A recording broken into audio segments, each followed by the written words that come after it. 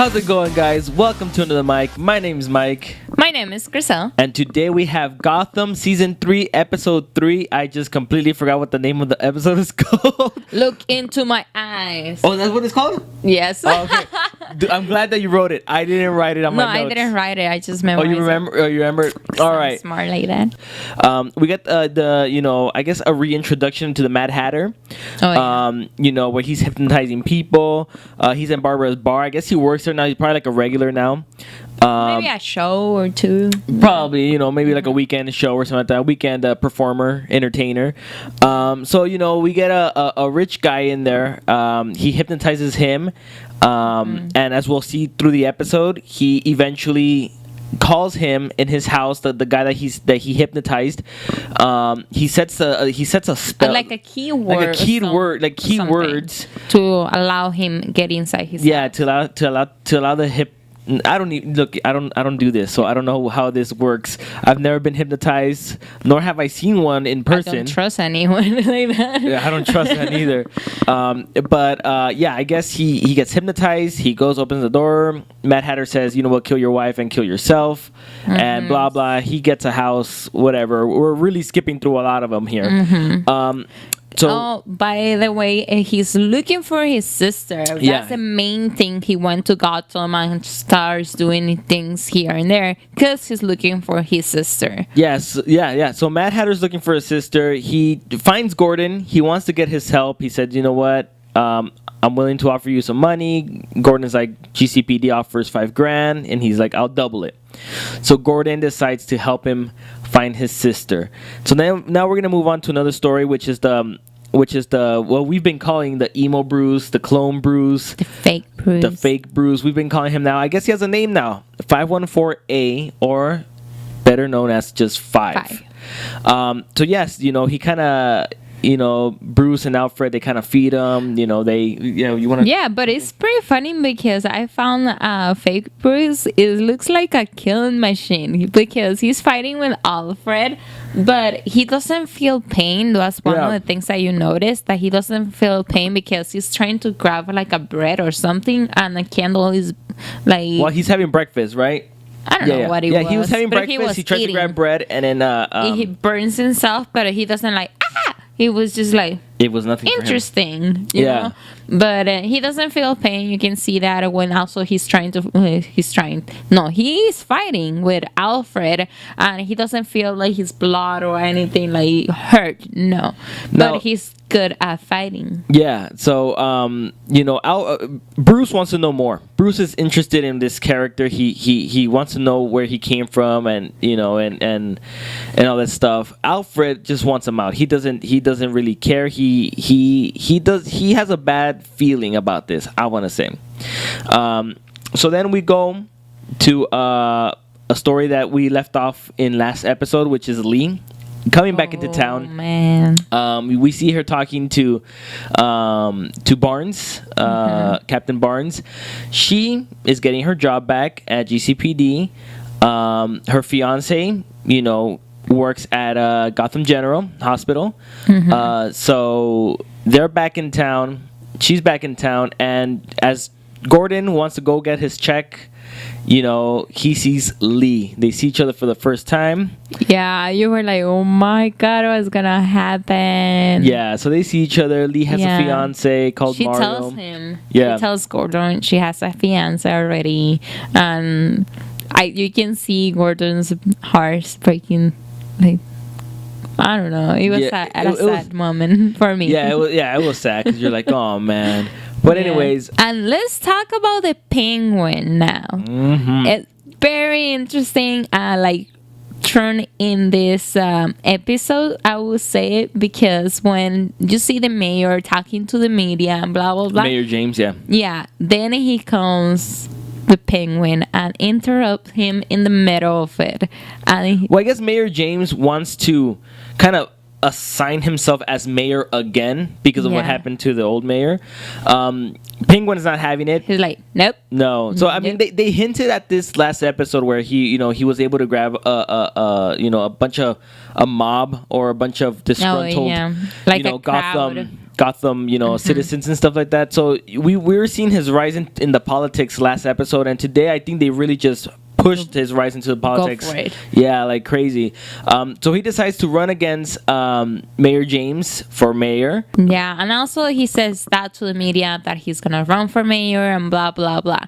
So he goes back to his house and he has everything already set up. Yeah, for he's his got a little campaign. His little campaign headquarters in his and house. it's pretty funny to see like the pictures that he has of himself like that. Yeah. It gets pretty funny. Then he gets like a call from the other mayor, like they want to meet. He wants to meet up and everything. So he goes to this meeting, and it's pretty interesting. Oh no, it was in public, right? It was in public. Yeah, that's right. Go ahead. Yeah, go ahead. I'm sorry. No, you finish out. All right, yeah. No, I thought it was in private for a minute, but no. It was in public. It was because Mayor James and Penguin start talking and Mayor James just kind of starts putting him down and stuff, and he shows that he has an entourage. He has power per se. He has people guarding his back. So Penguin, he laughs it out and said, you know what? You're 2 steps ahead, but I'm 3 steps ahead. Yeah, and he's got like 75% of the restaurant there in his pocket there. So Penguin has the most people behind his back. So Penguin is kind of showing that he is ahead of the curve and he is ahead of the game and he is smarter than maybe people might think he is. They might put him out as crazy, but have we seen?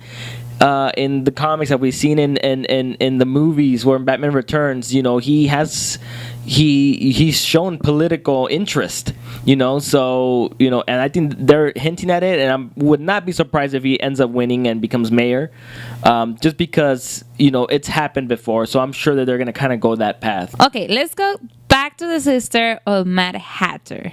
It's really interesting because you see her like she cannot believe because she will kill you.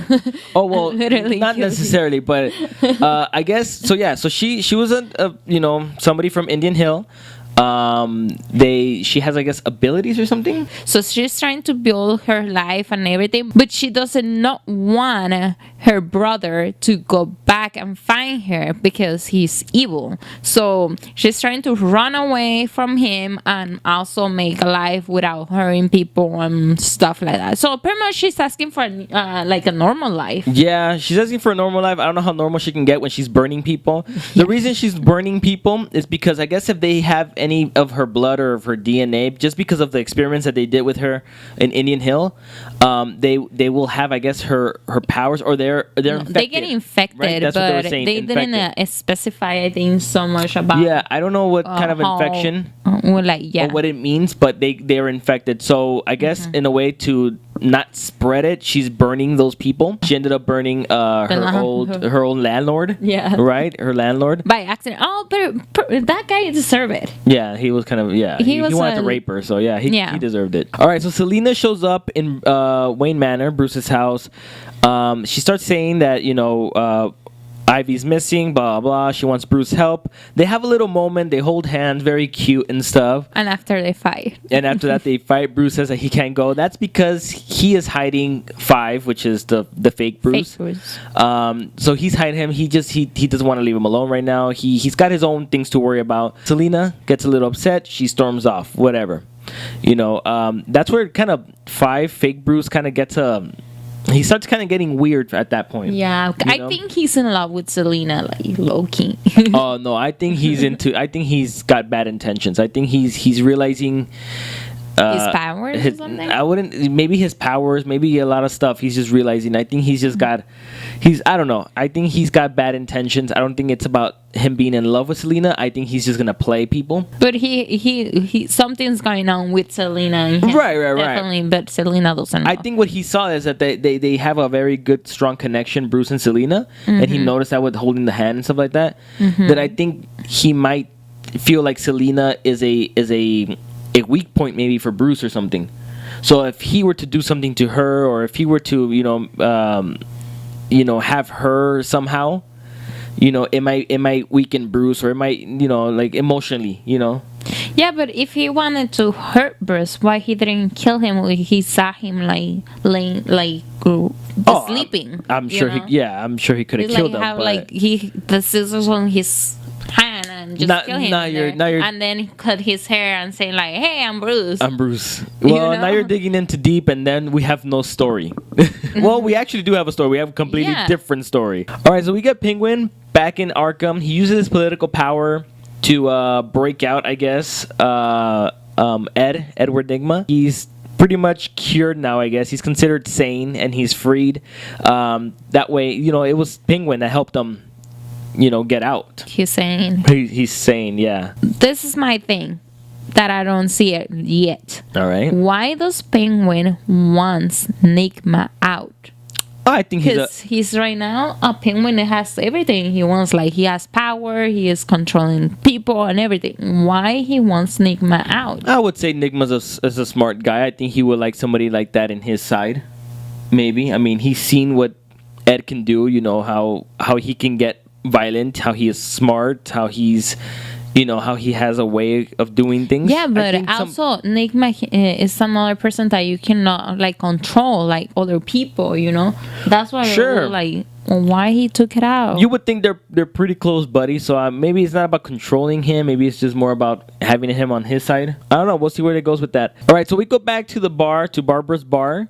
Mad Hatter is hypnotizing Barbara to fall in love with him, but it does not work out at all. As she is very emotional and she almost stabs him. But anyways, after that is done, Bruce comes in. Keep getting confused. Gordon comes in. It's GB. I don't know. I keep getting confused. Gordon comes in. He wants answers from Mad Hatter. Why does Alice not want nothing to do with you? Why? What's happening with her? Why? What does she have? He just wants answers. So then he said, "Hey, let's go somewhere more private." So he tries. He talks a little bit, but then he starts hypnotizing Gordon. He tells him, stand on the edge of the building, and he gives him a 10 count. At 10, he's gonna just walk out. He's just gonna walk off the ledge and just fall Kill down himself. So he gets all the way, pretty close, and here comes Alice to stop him. She starts shooting at him. He gets away. He starts shooting at him, and that's when she starts saying that he's all evil and stuff like that. He gets away. Gordon is able to snap out of it, and then he handcuffs her. I guess he's probably going to take her to jail, or he probably wants more answers or something. Maybe answers, not jail, because he's not a cop anymore. Yeah. But he definitely doesn't want her to run away, and probably like, you have to tell me what's going on. Now I need to know what's going on. Yeah. So really quick, we get a scene with Mario and Lee. They're having dinner, and here comes Carmine Falcone, who is the father of Lee's fiance. Mario. So he gets a little suspicious. He's asking questions. He doesn't believe that the chemistry or the romance that Lee and Gordon have is over, and he just doesn't want his boy to get hurt. Fair enough. So he kind of, in a way, he kind of threatens her, sort of, but after that, we get the last couple of scenes, which is Five, or Fake Bruce. Fake Bruce, yeah. So he finds Selena. He says, "Hey, are you hungry? I'm willing to help." Blah blah blah. He was able to listen into what was what needed to happen, which is she wanted help to find Ivy. So she kind of goes, "All right, whatever. I am hungry." She goes into his car. He does a little creepy face, and we cut. Yeah, so that was so creepy and weird. Yeah, I mean, like I said, I guess this episode has us a little bit more clear on where they're going with Five. Which is, I think he's understanding maybe the potential, the power that he has, maybe. And I got more confused. Did you get more confused? Yeah. I think maybe he's understanding it. He's understanding the power of Bruce Wayne. He's understanding the power of him. I don't know. This is what got me confused, because when he goes to Bruce, the real Bruce, he plays this innocent boy and, don't hurt me, I just want to know what is going on, and blah blah blah, and immediately he changes. He's like, You know? He starts doing this. He's cut his hair to look more like Bruce, and then he starts seeing the movements of Bruce and the way he speaks. The way he says stuff. And I'm telling you, kind of like practicing. I'm telling you, I think he's noticing the power of a Bruce Wayne. You know, he is, you know, Gotham's child. You know. I think he's seen the power of him, and he's also seen the power of himself. Then I just think that I think he's got bad plans. We'll see where that goes. Mad Hatter escapes, so he will for sure be back in one episode. Don't know if it'll be the next episode or... Actually, we didn't even see the preview for the next episode. No. So we'll have to catch that, see what the next episode has. Again, that Lee and Gordon storyline, it's not over yet. No. I don't even know if Valerie has any... Is there gonna be a triangle? Is Valerie gonna have anything to do with it? Just because it felt like they had just a one-night stand and boom, that's it. You know, at least that's how it felt. That she was like, I got what I wanted. Boom, we did it. Deuces. Yeah, you know? that's how it kind of felt, at least, because we didn't see Valerie the whole episode, only just the beginning. So we'll see what happens with that. We also saw her when she was asking questions to the penguin, like. Yeah, very small, very. You small didn't things. see her like in another scene with Gordon. Yeah. So then again, they moved the penguin storyline forward, which I like. Yes. So they moved that. We didn't see Fish. No, we didn't see Fish at all today. I mean, it's good. It's good to keep her out for a bit, for maybe be back next week or something. That way we can just kind of keep moving all these other storylines further, like the Penguin storyline becoming mayor. So again, some storylines move forward today, so that's good. I think that's good. So I enjoyed the episode. I thought it was an okay episode. I think last week's episode was better for me. But I liked it. What did you think? Well, I like that this episode, because they move the stories, like they push it like not in the same stuff that it was going on. They just push it. Okay, that happened. Let's move on. Yeah. So I really like it because of that. I think just the fact that they pushed the Penguin story and they pushed that fake Bruce story a little bit further. I think that's why I thought it was an okay episode, because we needed those stories to kind of move forward a little bit, and we kind of got it a little bit more clear on those. All the other stories, I think they're probably going to save for other episodes, because they left us more question marks with Lee and all that stuff, you know, with all these other people. But yeah, I think that's it for us today. Let us know what you thought about this episode down below. Make sure you subscribe to this channel, and we'll see you guys again for the next video. Peace.